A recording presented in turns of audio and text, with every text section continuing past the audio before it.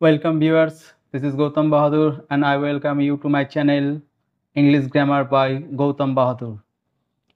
আজকের বিষয়টি হচ্ছে past indefinite। এটা টেন্সের দ্বিতীয় নম্বর টেন্স যদি আমি ক্রম অনুযায়ী বলি, first present indefinite, second past indefinite. এখানে যে নামটা আছে টেন্সের নাম, আমি প্রত্যেকটা টেন্সে তার নাম কি অর্থ বহন করে, তার গুরুত্ব কি, অর্থাৎ নামের মাধ্যমে কি ঘটনা সেটা প্রকাশ করে চেষ্টা করি। তো পাস্ট ইনডিফিনাইট শব্দটাকে ভাঙলে বোঝা যাচ্ছে যে এখানে একটা পাস্ট মানে হচ্ছে অতীত, আর ইনডিফিনাইট কথা মানে হচ্ছে অনির্দিষ্ট। তাহলে এখানে বোঝা যাচ্ছে যে ঘটনা কি ঘটবে না, ঘটনাটা হচ্ছে অতীতকালে ঘটবে এবং অনির্দিষ্ট। এটা আবার কেমন ধরনের কথা হলো যে অতীতকালে ঘটলো এবং অনির্দিষ্ট, অতীতে ঘটলো মানেই তো নির্দিষ্ট, কিন্তু বিষয়টা হচ্ছে অতীতে কোন সময় ঘটছে, এখানে কোন দূরবীন দিয়ে আমি দেখব। কারণ হচ্ছে বিষয় আমি যখন আরেকটু ভেঙে বলবো উদাহরণ সহকারে, তখন বুঝতে পারবো যেটা যেটা পাস্ট ইনডিফিনাইট হচ্ছে সেটা আবার পরোক্ষভাবে প্রেজেন্ট পারফেক্টে হয়ে যাচ্ছে। তো এটা দেখতে হবে আমাকে দুরকম দৃষ্টিভঙ্গি দিয়ে, আর সবটাই এই মাপকাঠি, এই দৃষ্টিভঙ্গির মাপকাঠি হবে হচ্ছে সময়। আমি কোথায় সময় উল্লেখ করব আর কোথায় সময় উল্লেখ করব না। তো এই কারণেই এটা পুরোপুরি নির্দিষ্ট নয়। তো এই নির্দিষ্ট নয় বলেই একে পাস্ট ইনডিফিনাইট বলা হচ্ছে, যে এটা কনফার্ম যে এখানে অনিশ্চিত, অনির্দিষ্ট এবং সেটা অতীতকালে। তো কিভাবে হচ্ছে আজকে ভিডিওতে সেটাই বলছি। তো সিট বেল্ট বেঁধে নিন, আজকে জার্নি শুরু করছি। পাস্ট ইনডিফিনাইট, অনির্দিষ্ট, অতীত। কোনো কাজ কখন ঘটছে এই বিষয়টাই বলা হচ্ছে টেন্সের। তো কাজ আর সময় এটাকে নির্ধারণ করতে পারলেই সমস্ত টেন্সটা আমার বোঝা সম্ভব। যেমন প্রত্যেকটা কিছুর একটা যদি কাজ, একটা মানুষ, অর্থাৎ যা কাজ ঘটে, যা সৃষ্টি হয়, সমস্ত কিছুরই একটা লাইফ টাইম থাকে। সেই লাইফ টাইমটা শেষ হলে আবার নতুন করে কিছু শুরু হয়। তো আমাদেরকে এই কনসেপ্ট আনতে হবে। যেমন একটা কাজ ঘটলো, যেমন এখানে বলা হয়েছে কাজ, ওয়ার্ক। একটা কাজ ঘটলো এবং সেই কাজ ঘটনার একটা ফলাফল টাইম থাকে, ফলাফল সময় আর রেজাল্ট টাইম। তারপর সেটা এক্সপায়ার হয়ে যায়। এক্সপায়ার মানে প্রেজেন্ট পারফেক্ট টেন্স আলোচনা করতে গিয়ে আমি বিষয়টা বলেছিলাম, এক্সপায়ার হয়ে যায়। যখনই একটা এক্সপায়ার হচ্ছে, মৃত্যু হচ্ছে, তারপরে আবার নতুন করে জন্ম হচ্ছে। অর্থাৎ এখানে জন্ম, তার ক্রিয়া সময় অর্থাৎ ফলাফল সময় দিয়ে এটা গোটাটা একটা সার্কেল শেষ হলো। সার্কেল শেষ হওয়ার পর নতুন করে আবার একই সার্কেল শুরু হবে, আবার জন্ম, আবার রিঅ্যাকশন টাইম, আবার এক্সপায়ার। তো এইভাবে একটা সার্কেল শেষ হয়। তো আমি সেই দৃষ্টিভঙ্গিতে আজকে এই পাস্ট ইনডেফিনাইট আলোচনা করতে চলেছি, একটু মন দিয়ে শুনবে। তো একটা কাজ ঘটলো এবং সেই কাজের একটা ফলাফল সময় থাকে। ফলাফল সময় পেরিয়ে গেলে অর্থাৎ সেটাকে এক্সপায়ার হয়ে গেল, শেষ হয়ে গেল। শেষ হয়ে গেলে পৃথিবী শেষ হয়ে যায় না, আবার নতুন কোনো কাজ শুরু হয়। আমাদের বলা হয় যে জীবন শেষ হয়ে যায় কিন্তু কাজ শেষ হয় না। তো বিষয়টাই সেই, যে কাজ একটা শেষ হয়, তো আবার নতুন কাজ চলে আসে। তো আবার বলছে নেক্সট ওয়ার্ক, তারপরে আবার নতুন কাজ। বিষয়টা যদি এখনো পরিষ্কার না হয়ে থাকে, এই নিচের উদাহরণগুলোতে আমি চেষ্টা করছি এটাকে পরিষ্কার করে দেওয়ার। আমাদের জীবনে প্রতিনিয়ত কিছু ঘটনা ঘটে, আমি সেই ঘটনাকে উদাহরণ সহকারে বোঝানোর চেষ্টা করছি। ব্রেকফাস্ট মানে হচ্ছে সকালের প্রাতরাশ, অর্থাৎ যে খাবারটা সারা রাত উপবাস করার পর যে খাবারটা খেয়ে আমি উপবাস ভাঙি তাকে বলা হয় ব্রেকফাস্ট। ফাস্ট মানে উপবাস, ব্রেক মানে ভাঙা, এটাকে নাউন ফর্মে তৈরি করা হয়েছে। লাঞ্চ অর্থাৎ দুপুরের খাওয়া, এটা বাঙালিদের নয়, এটা ব্রিটিশদের একটা বিষয়টা তুলে ধরা হয়েছে, যেহেতু এটাকে স্ট্যান্ডার্ড ধরা হয়। আর ডিনার, এই আমাদের সারাদিনের বেসিক্যালি ৩ টে বেসিক খাবার। এর মাঝে কিছু থাকতে পারে। যেমন সকাল ৮:৩০ AM এ আমি ব্রেকফাস্ট,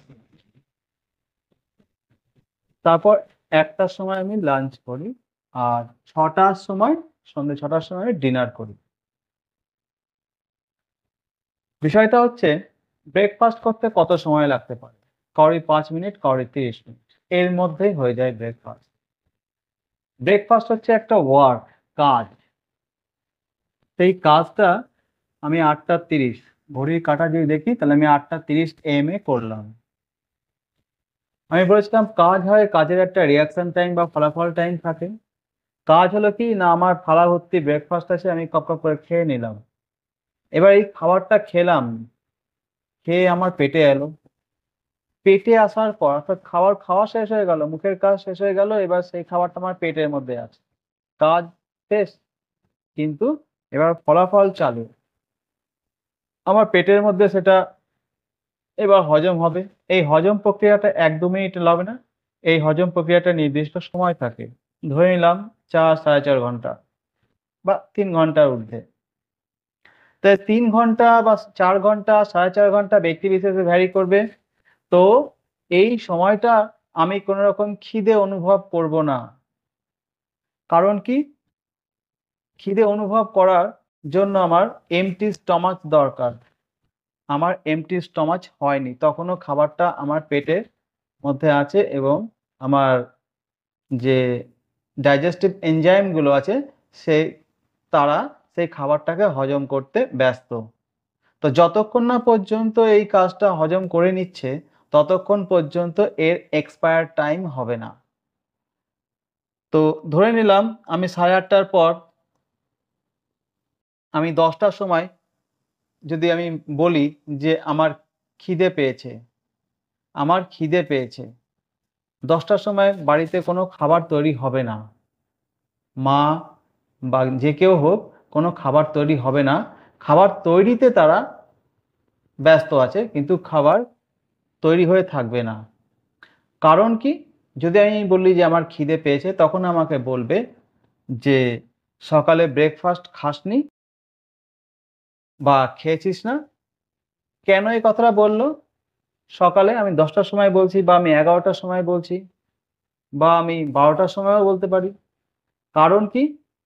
তারা জানে যে একটা খাবার আমি খাওয়ার কাজটা আমি ৫ থেকে ৩০ মিনিটের মধ্যে করেছি, কমপ্লিট হয়ে গেছে, কাজ কমপ্লিট হয়ে গেছে। কিন্তু সেই খাবারগুলো পেটের মধ্যে আছে এবং সেইটা একটা প্রসেস প্রক্রিয়া, যেটা হজম প্রক্রিয়া, সেটা পেটের মধ্যে এখনো চলছে। এত তাড়াতাড়ি হজম হয় না। তো সেই কারণে আমাকে বলবে, "সকালে ব্রেকফাস্ট খাসনি বা ব্রেকফাস্ট করিসনি।" কারণ সেটা এখনো তার ফলাফল সময় বা রেজাল্ট টাইম এর মধ্যে পড়েছে।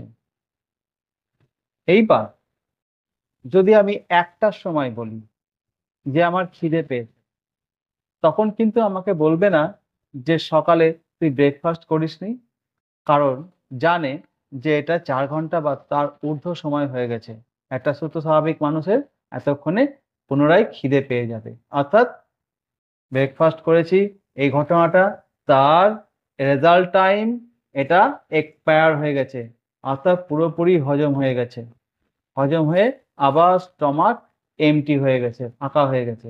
স্টমাক বলছে, "আরো খাবার নিয়ে আসো।"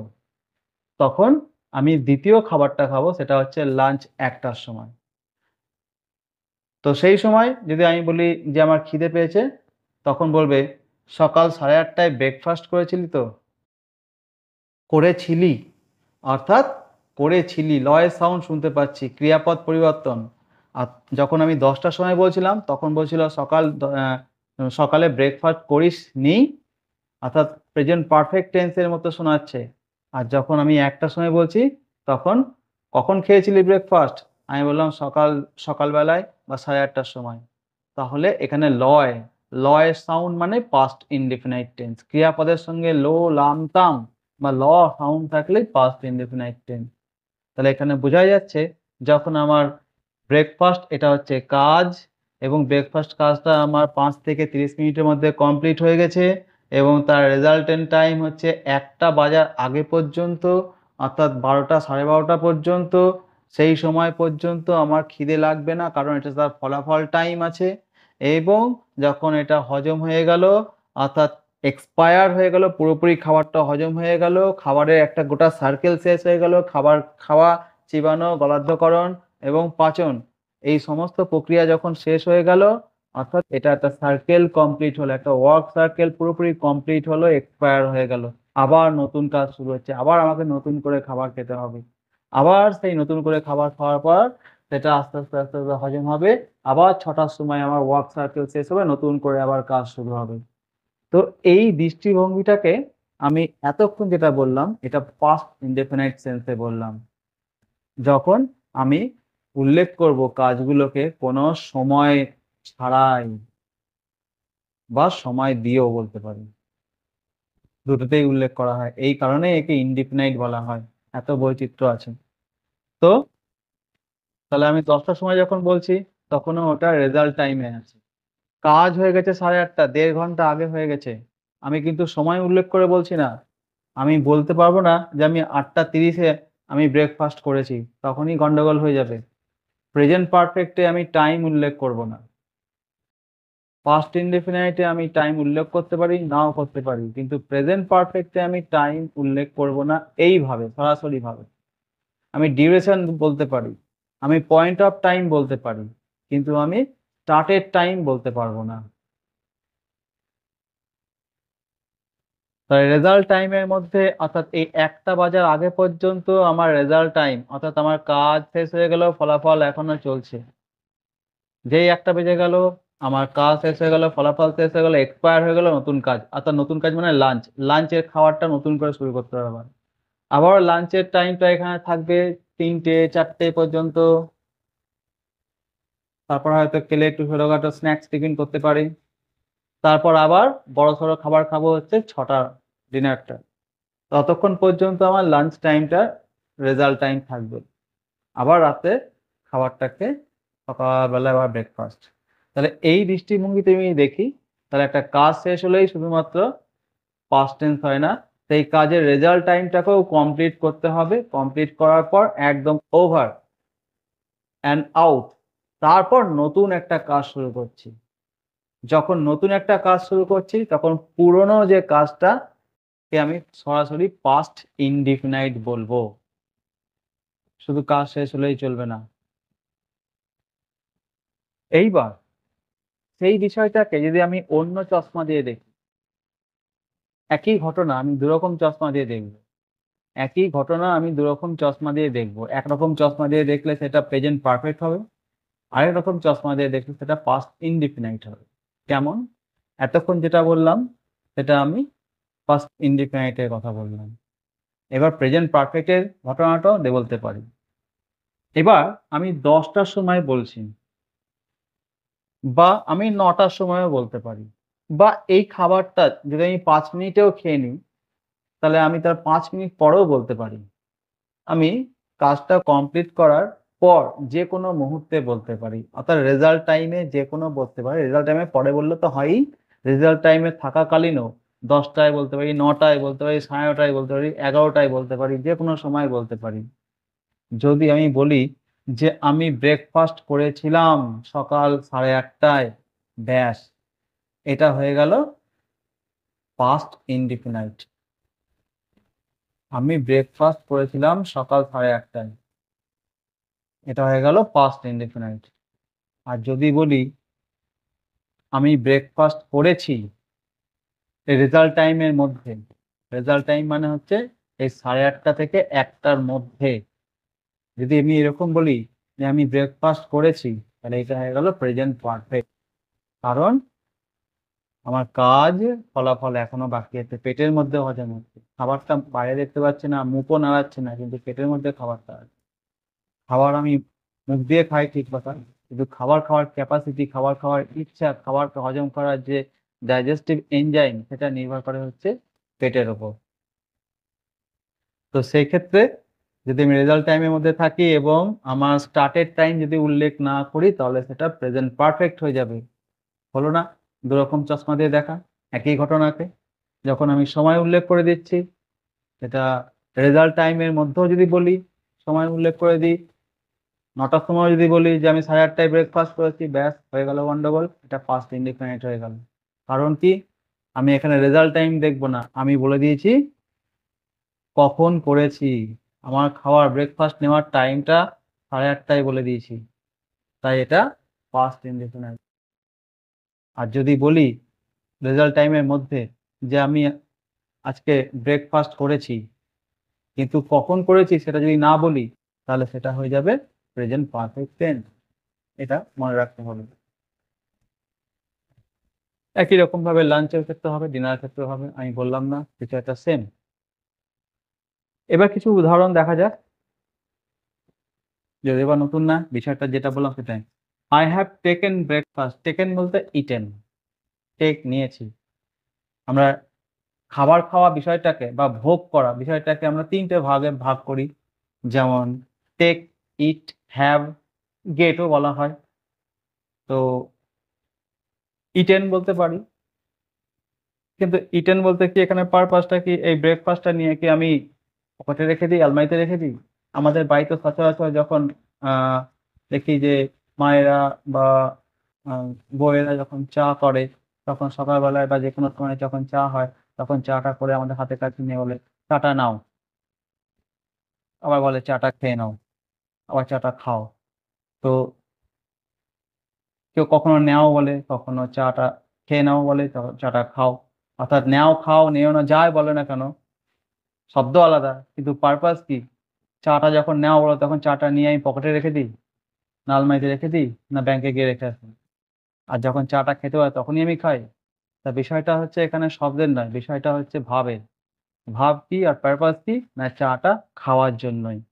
তো সেই কারণে আমি ইট এর পরিবর্তে টেকেন করেছি। টেকেন মানেও যা, ইটেন মানেও তাই। আর ড্রিংক এটাও তাই।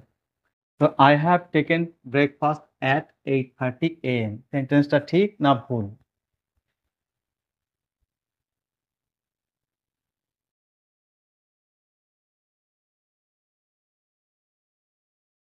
সেন্টেন্সটা ভুল। কারণ কি?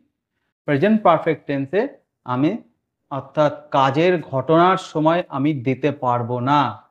এই জায়গাটা করাতে অর্থাৎ কাজটা কখন হয়েছে আমি এক্সাক্ট টাইম বলে দিয়েছি।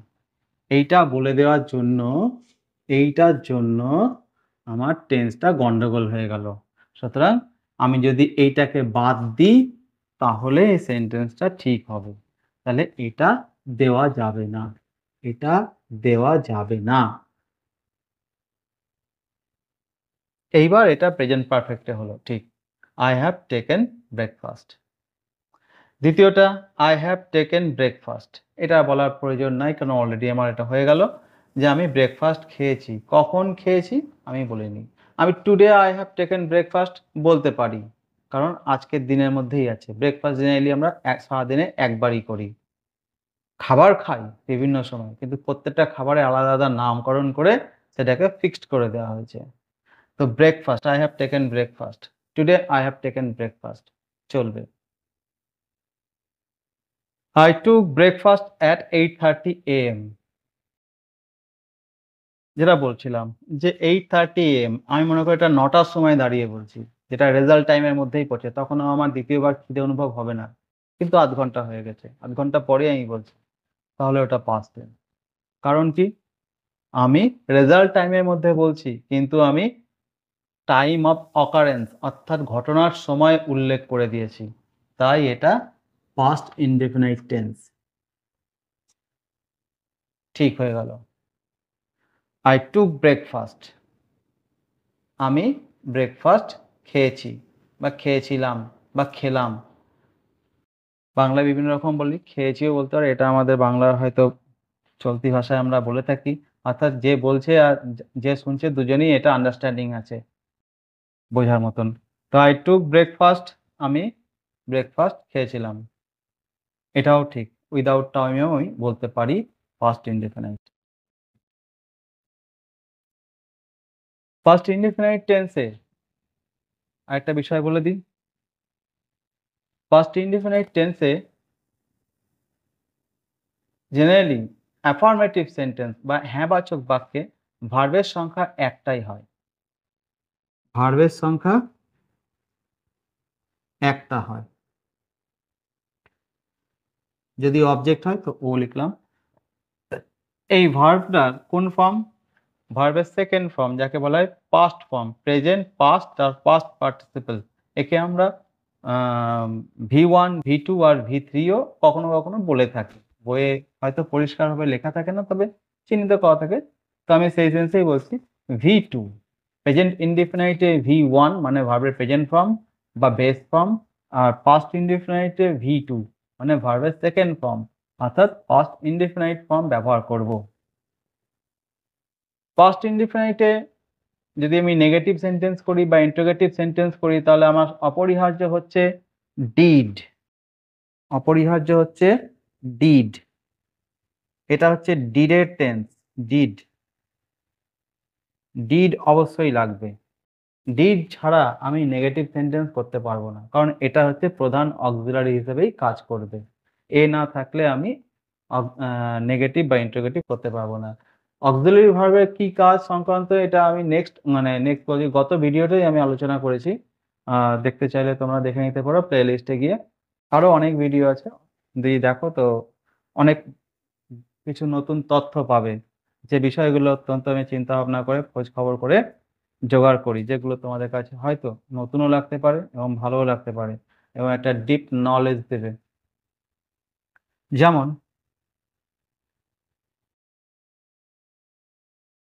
I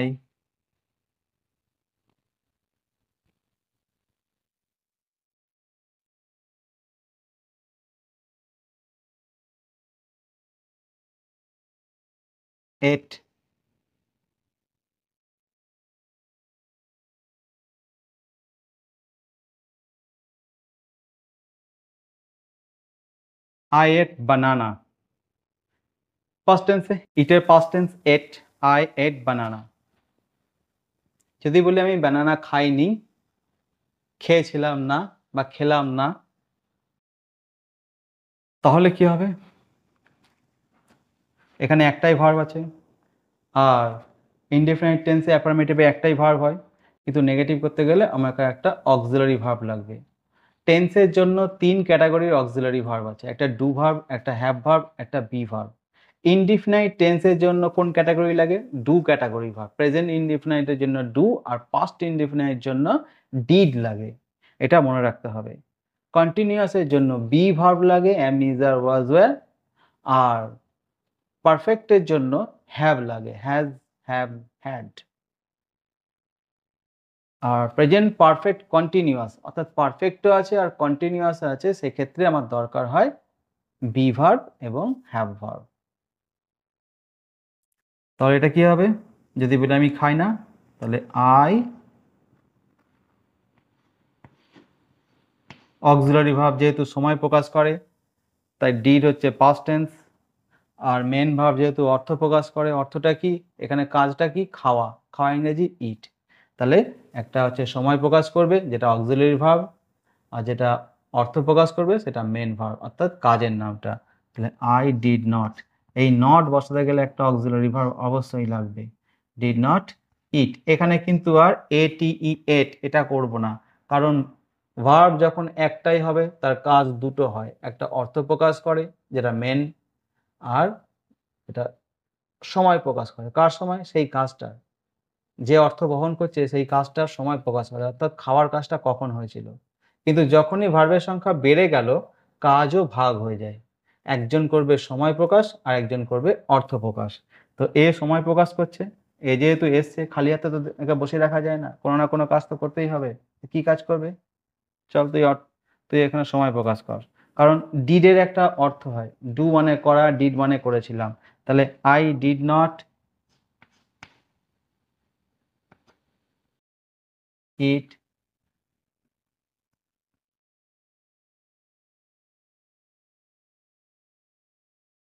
I did not it বানানা।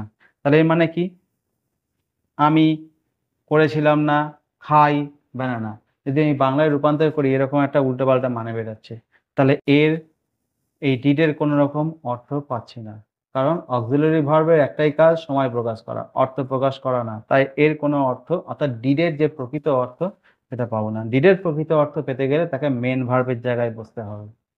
তাছাড়া আমি পাবো না। তো ইট, I did not eat banana অর্থাৎ আমি ব্যানানা খাইনি। ইন্টারোগেটিভ করতে গেলেও ঠিক করতে হবে ১ম এ এর জায়গা চলে আসবে এখানে সাবজেক্ট এর আগে। তাহলে ডিড I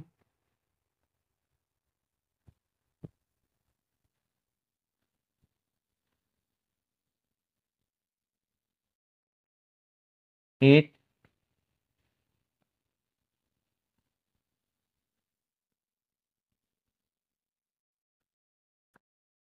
banana? আমি কি কলা খেয়েছিলাম? তাহলে এই হচ্ছে পাস্ট ইনডেফিনাইট।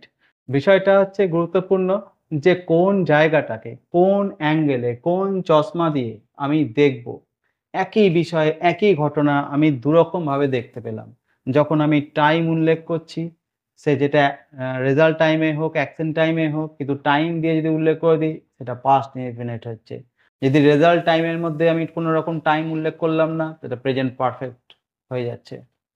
আবার কাজ শেষ, ফলাফল শেষ, এক্সপায়ার হয়ে যাওয়ার পর নতুন কাজ শুরু হচ্ছে।